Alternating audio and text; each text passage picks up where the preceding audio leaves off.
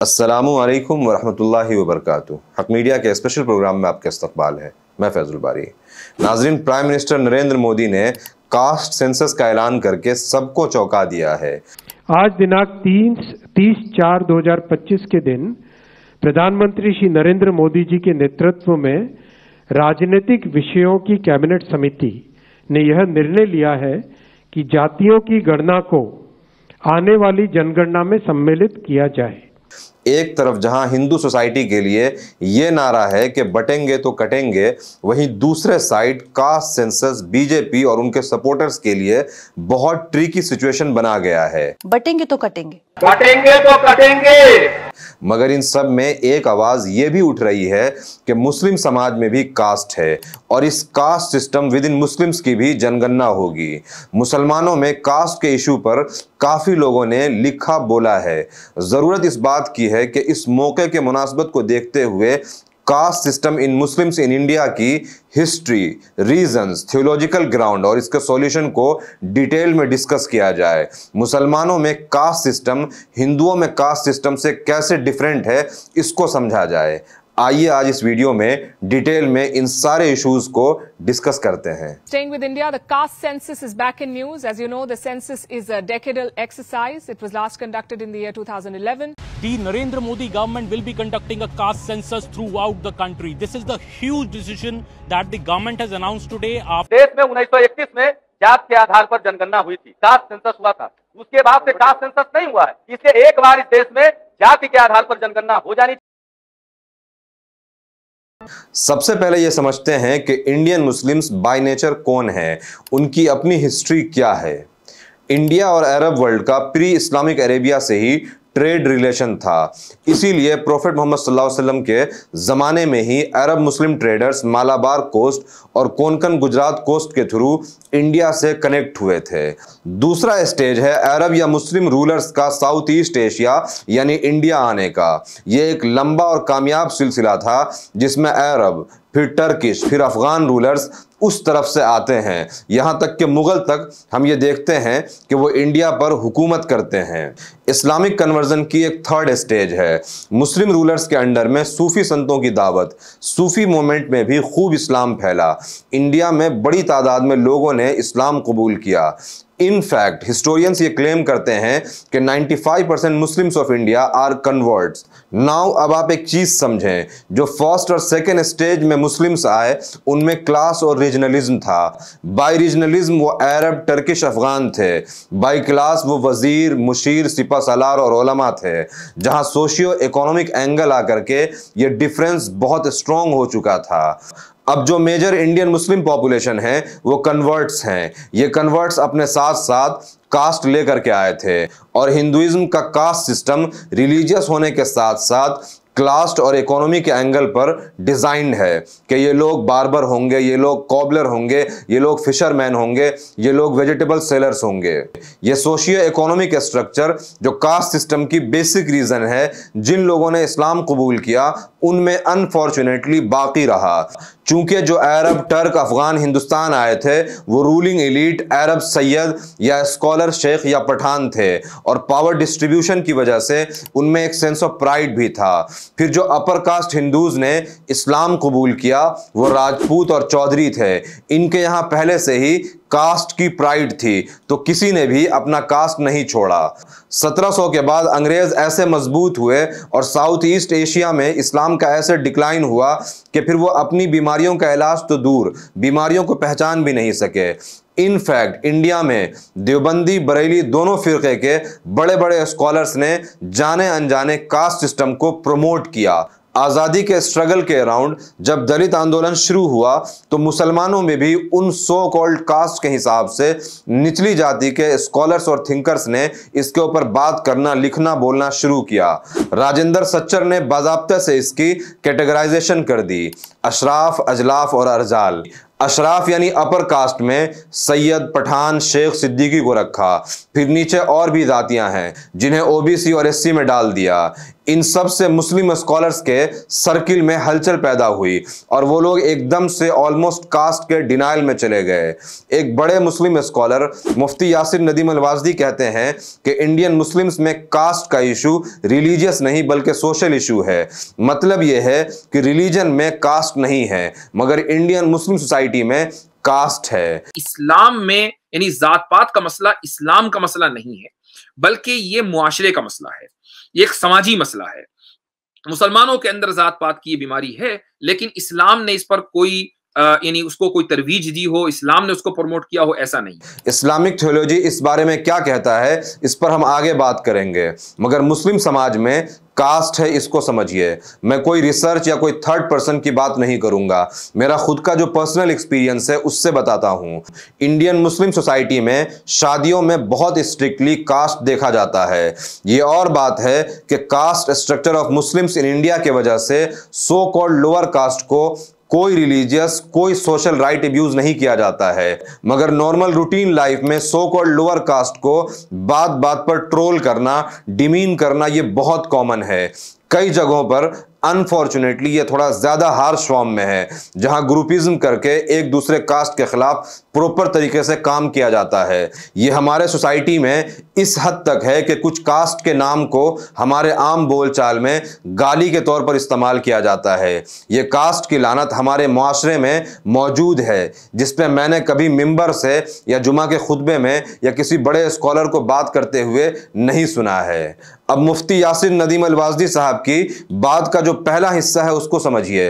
वो कहते हैं कि caste system in Muslims of India ये रिलीजियस इशू नहीं है। इसका मतलब ये है कि कुरान हदीस में, इस्लामिक थियोलॉजी में कास्ट जैसा कुछ भी नहीं है। अल्लाह कहता है हमने तुम्हें आदम से पैदा किया और तुम्हें खानदानों और कबीलों में बांट दिया ताकि तुम एक दूसरे को पहचान सको। तुम में सबसे बेहतर शख्स वो है जो अल्लाह से सबसे ज़्यादा डरता हो। फिर अल्लाह के रसूल का आखिरी खुतबा हुज्जतुल विदा का खुतबा है जिसमें उन्होंने साफ कहा कि किसी काले को किसी गोरे पर या किसी अरबी को किसी अजमी पर कोई फजीलत नहीं है। इस्लाम ये रीजनलिज्म की, नेशनलिज्म की, कास्टिज्म की जहालत, खबासत और गंदगी को मिटाने आया था। मगर अफसोस जो लोग कास्ट के नाम पर प्राइड करते हैं और दूसरे को छोटा समझते हैं, अल्लाह की कसम कुरान उनसे कहता है कि ये लोग अपने लिए जहालत का फैसला चाहते हैं। अब सबसे बड़ा सवाल यह है कि क्या मुसलमानों में कास्ट स्ट्रक्चर हिंदुओं के कास्ट स्ट्रक्चर से सेम है?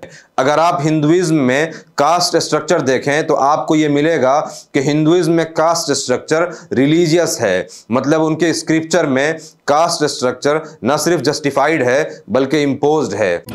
ये अंतर्जातीय विवाह के बारे में क्या विचार है? भारत के लिए घातक है, विश्व के लिए घातक है, मानवता के लिए अभिशाप है। इसको प्रश्रय देना महापाप है। जनसंख्या की दृष्टि से भी हिंदुओं के अस्तित्व पर प्रहार है और वैदिक संस्कृति का विनाश है। हिंदुत्व के नाम पर अभिशाप है। गीता के पहले अध्याय में अर्जुन की आशंका थी, अर्जुन ने वेदना व्यक्त की, वर्ण संकरता के चपेट में हमारा वंश न आ जाए। और गीता के तीसरे चौथे अध्याय के अनुसार विचार कीजिए, भगवान श्री कृष्ण ने चिंता व्यक्त की कि कर्म संकरता भारत में न छा जाए। इस्लाम में ऐसा नहीं है। इनफैक्ट कास्टिज्म, रीजनलिज्म, नेशनलिज्म, इन सब गंदगी को इस्लाम डिस्करेज करता है। इसीलिए आप देखेंगे कि सिर्फ शादी के मामले के अलावा एज सच आपको सब कॉन्टिनेंट मुस्लिम्स में भी कास्ट का कोई यूज नजर नहीं आएगा। जैसे ब्राह्मण ही पूजा करा सकता है वैसा इस्लाम में नहीं है कि सिर्फ ये so called upper caste Muslims ही नमाज पढ़ा सकते हैं या जुमा का खुतबा दे सकते हैं। इन्नल हम्दुलिल्लाह। जैसे सिर्फ ब्राह्मण ही शादी करा सकते हैं वैसे इस्लाम में नहीं है कि सिर्फ अपर कास्ट ही निकाह पढ़ा सकते हैं। इसी तरीके से जैसे पंडित या रिलीजियस स्कॉलर सिर्फ ब्राह्मण ही हो सकता है, इस्लाम में ऐसा नहीं है। हाफिज, कारी, आलिम, मुफ्ती कोई भी हो सकता है। हमने कहा कि यज्ञ करना, कराना ये दोनों ब्राह्मणों का काम है। यज्ञ ब्राह्मण क्षत्रिय वैश्य कर सकते हैं, आमंत्रित यज्ञ में शूद्र भी अधिकृत हैं। यज्ञ कराने का अधिकार ब्राह्मणों को ही, वेदाध्ययन ब्राह्मण क्षत्रिय वैश्य कर सकते हैं, कराने का अधिकार ब्राह्मणों को ही। दान दे सकते हैं, ब्राह्मण क्षत्रिय वैश्य तीनों लेने का अधिकार ब्राह्मणों को ही है। इसलिए श्रोत्रिय और ब्रह्मिष्ठ दोनों, श्रोत्रिय तो पूर्ण रूप से ब्राह्मण, क्योंकि वेद पढ़ भी सकते हैं, पढ़ा भी सकते हैं जी। पूर्ण श्रोत्रियत्व तो ब्राह्मणों में ही हुआ। श्रुति का अध्ययन ब्राह्मण क्षत्रिय वैश्य कर सकते हैं, करा सकता है ब्राह्मण। तो आचार्य तो जो है भगवान के घर से ब्राह्मण को ही प्राप्त है। अब इनफैक्ट मुस्लिम्स ऑफ इंडिया में इसकी आपको शानदार मिसालें मिलती हैं। इंडिया में एक बड़ी मुस्लिम ऑर्गेनाइजेशन है जमात इस्लामी। इनके 3 अमीर मींस प्रेसिडेंट मौलाना यूसुफ, मौलाना सिराजुल हसन और डॉक्टर अब्दुल हक अंसारी मरहूम साहिबान, इन तीनों का ये सो कॉल्ड लोअर कास्ट से ताल्लुक था। इसी तरह से इंडिया की सबसे बड़ी मुस्लिम ऑर्गेनाइजेशन जमीयतुल उलमा हिंद के पहले प्रेसिडेंट मुफ्ती कफायतुल्लाह थे, जिनको मुफ्ती आजम हिंद भी कहा गया है। वो कास्ट से हजाम थे। वो जमीयत के सदर हुए। दारुल उलूम देवबंद में हजारों सैयद, शेख और पठान के उस्ताद रहे। इस वक्त भी पूरी दुनिया का सबसे बड़ा मदरसा दारुल उलूम देवबंद के प्रिंसिपल मुफ्ती अब्दुल कासिम नोमानी साहब अंसारी फैमिली से हैं। दारुल उलूम नदवतुल उलमा के उस्ताद मौलाना सईदुर रहमान साहब का ताल्लुक भी अंसारी फैमिली से है। दारुल उलूम देवबंद का तराना लिखने वाले मौलाना रियासत जफर बिजनौरी, इनका ताल्लुक भी अंसारी फैमिली से था। ऐसी मैं आपको सैकड़ों मिसालें दे सकता हूं जहां ये सो कॉल्ड लोअर कास्ट के मुस्लिम स्कॉलर्स इंडिया में बड़ी बड़ी मुस्लिम ऑर्गेनाइजेशंस और इंस्टीट्यूशंस के प्रेसिडेंट रहे हैं, जहां सो कॉल्ड अपर कास्ट मुस्लिम्स में से हजारों स्कॉलर्स उनके स्टूडेंट बने हैं। मुसलमानों में कास्ट सिस्टम हरगिज हिंदू समाज जैसा नहीं है। वहां छुआछूत और पक्षपात है और भी कई मसले हैं। मुसलमानों में कास्ट मोस्टली शादियों में देखा जाता है, वो भी आइडिया ऑफ कुफू के मिसअंडरस्टैंडिंग के वजह से, जहां यह रिकमेंड किया गया कि शादियां अपने बराबरी में करो मींस हम पल्लों में, ताकि लड़का लड़की को एडजस्ट करने में ज्यादा इशू ना हो, उन्हें alien culture, alien life style ना लगे।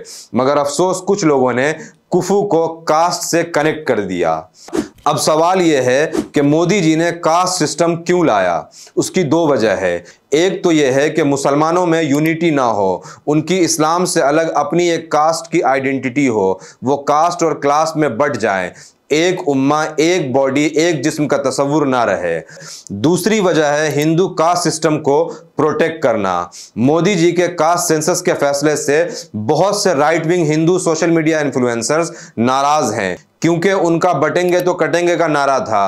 पॉलिटिकली उन्हें इसका नुकसान होगा, मगर मैं समझता हूं कि मोदी जी कट्टर हिंदू हैं, इसीलिए वो पॉलिटिकली अपना नुकसान करके भी धर्म बचा रहे हैं और हिंदुइज्म के कास्ट स्ट्रक्चर को सेव कर रहे हैं। वो तब भी जात पात के नाम पर समाज को बांटते थे, आज भी वही पाप कर रहे हैं। वो तब भी जात पात के नाम पर समाज को बांटते थे, आज भी वही पाप कर रहे हैं। बांटने वाले लोग फिर जातीय आधार पर, क्षेत्र और भाषाई आधार पर बांटने की कुछ चेष्टा कर रहे हैं। भारत को और सनातन धर्मावलंबियों को खास तौर पर इससे सावधान रहना होगा। ये तो कटेंगे, जो करेगा जात की बात उसको कस के मारूंगा लात। अब यह सवाल कि मुसलमानों को इस कास्ट सेंसस का क्या करना चाहिए। अगर यह सेंसस मुसलमानों के यूनिटी को तोड़ता है तो यह एक फितना है, इसका मुसलमानों को स्ट्रांगली अपोज करनी चाहिए। सॉल्यूशन के तौर पर हमें यह समझना होगा कि इस्लाम में कास्ट नहीं है, मगर सब कॉन्टिनेंट मुस्लिम सोसाइटी में कास्ट है। तो बजाय डिनाइल के इसके खिलाफ काम करनी चाहिए, क्योंकि ये इक्वलिटी का मामला है और इस्लाम अदम मसावत और बराबरी का दर्स देता है। इसीलिए मुस्लिम स्कॉलर्स को, उलमाओं को अपने बयानों में, जुमा और ईदैन के खुतबों में इस कास्ट के गिलाजत के खिलाफ बोलना चाहिए। हर वो चीज़ जो उम्मत के इत्तेहाद के लिए ख़तरा है उसके खिलाफ आवाज़ बुलंद करनी चाहिए। उम्मीद करता हूं कि इंडियन मुस्लिम्स में कास्ट का जो पूरा मसला है उसकी जो हिस्ट्री है उसको आप लोग समझ पाए होंगे। इसको ज़्यादा से ज़्यादा शेयर करें। कमेंट में ज़रूर बताएं कि वीडियो आपको कैसा लगा। Thank you.